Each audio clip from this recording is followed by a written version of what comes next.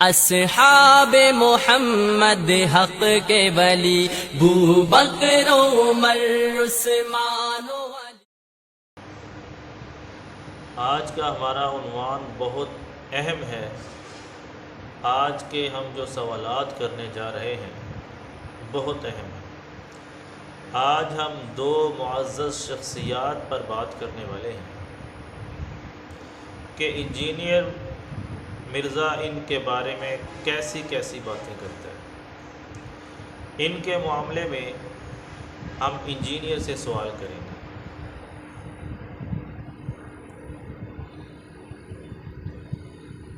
وہ معزز شخصیات سیدنا علی رضی اللہ تعالی عنہ اور سیدنا معاویہ رضی اللہ تعالی عنہ ہیں۔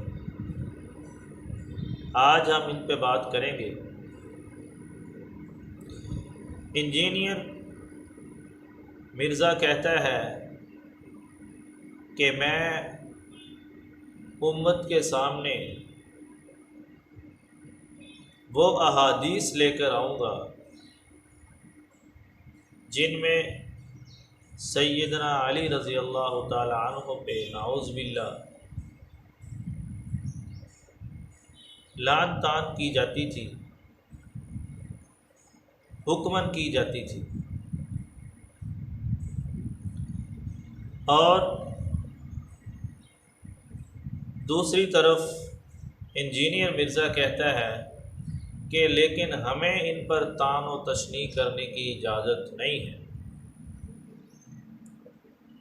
ایک طرف تو کہتا ہے کہ ڈنکے کی چوٹ پہ میں وہ حدیثیں بیان کروں گا جو بخاری اور مسلم میں ہیں، جن میں سیدنا علی رضی اللہ تعالی عنہ پہ لعن طعن کی جاتی تھی بنو امیہ کی طرف سے۔ اور دوسری طرف کہتا ہے کہ ہمیں ان پر لعن طعن کرنے کی اجازت نہیں ہے، ان کا معاملہ اللہ کے سپرد ہے۔ تو میرا یہ سوال ہے کہ اگر ان پر لعن طعن کرنے کی اجازت نہیں ہے تو میرا آپ سے سوال ہے کہ پھر آپ کا وہ حدیثیں نقل کرنے کا مقصد کیا ہے؟ ایک طرف آپ وہ حدیثیں نقل کر کر کے امت کے اندر نفرت ڈال رہے ہیں، امت کو لعن طعن کرنے پر مجبور کر رہے ہیں، اور دوسری طرف آپ کہتے ہیں کہ ان کا معاملہ اللہ کے سپرد ہے۔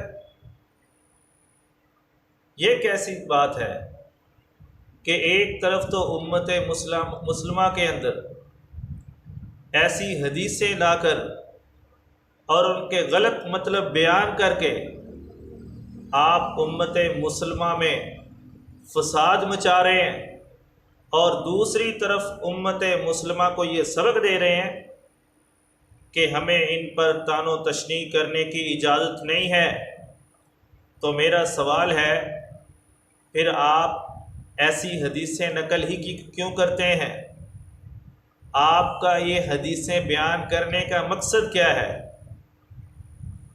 ایک طرف آپ نفرت پھیلا رہے ہیں۔ اس کی مثال ایسے ہے کہ جیسے دو بھائیوں میں جھگڑا ہو اور ایک بندہ ان کی صلح کروانے آئے، اور ان سے کہے، ان دو بھائیوں کی جو اولاد ہے ان سے کہے کہ تیرے باپ نے اس کے باپ کے بارے میں یہ کہا کہ یہ فلاں خبیث ہے، لعنتی ہے، یہ ہے، فلانا ہے، الٹی سیدھی باتیں دوسرے کی اولاد کو بتاتا ہے، اور دوسری طرف ان کو کہتا ہے کہ آپ نے صلح رکھنی ہے، آپ کو اجازت نہیں ہے کہ آپ دوسرے کے باپ کو برا بھلا کہیں۔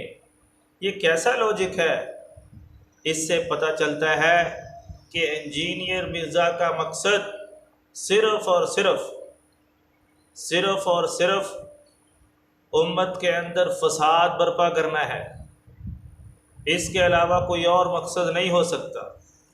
دوسری طرف یہ بات کرتا ہے فرقہ واریت کی کہ میں فرقہ وریت کو ختم کرنے آیا ہوں، میں فرقہ وریت کو ختم کرنے آیا ہوں، اور دوسری طرف اس کے کیڑے نکال کر اس کو پیش کرتا ہے، اور اس کے کیڑے نکال کر اس کو پیش کرتا ہے، اس کو کہتا ہے، بریلوی کو کہتا ہے کہ دیوبندیوں نے تمہارے بارے میں یہ لکھا ہے، اور دیوبندیوں کو کہتا ہے کہ بریلویوں نے تمہارے خلاف یہ لکھا ہے، اور دوسری طرف دعویٰ کرتا ہے کہ میں فرقہ وریت کو ختم کرنے آیا ہوں، میں اس جھگڑے کو ختم کرنے آیا ہوں۔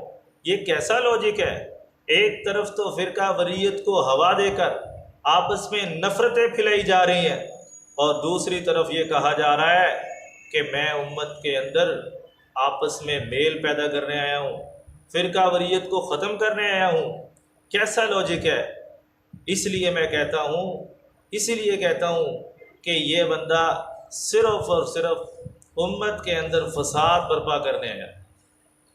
دو مثالیں آپ کے سامنے پیش کی، ایک سیدنا علی رضی اللہ تعالی عنہ کی اور سیدنا معاویہ رضی اللہ تعالی عنہ کی، کہ ایک طرف یہ کہتا ہے کہ سیدنا معاویہ رضی اللہ تعالی عنہ نے سیدنا علی رضی اللہ تعالی عنہ سے بیعت نہیں کی، اور کہتا ہے کہ سٹیجوں پر ان کے حکم سے ان پر نعوذ باللہ لعنت کی جاتی تھی، یہ بھی اس نے معنی کے اندر رد و بدل کر کے یہ کام شروع کیا ہے۔ اور دوسری طرف کہتا ہے کہ ہمیں معاویہ رضی اللہ تعالی عنہ پر کوئی تبرہ کرنے کی اجازت نہیں ہے۔ میرا سوال ہے کہ آپ ایسی نفرت کرنے والی چیزوں کو بیان کیوں کرتے ہیں؟ کیا مقصد کیا ہے آپ کا بیان کرنے کا؟ ایک طرف تو دعوے دار بن رہے ہیں کہ ہم ناموس صحابہ کے قائل ہیں، سیدنا معاویہ رضی اللہ تعالی عنہ، ایک طرف خود ہی ان کا تم اقرار کر رہے ہو کہ اللہ ان سے راضی ہے، اور دوسری طرف تم ان کی برائیاں نکال کے امت کے سامنے پیش کر رہے ہو۔ کیا مقصد ہے؟ یہ فساد کرنا مقصد نہیں ہے تو اور کیا مقصد ہے؟ اس لیے میرے بھائیوں، آج کی اس صدی کا، اس گئے گزرے دور کا بہت بڑا فتنہ ہے، جتنا اس سے بچا جائے بچیں۔ میری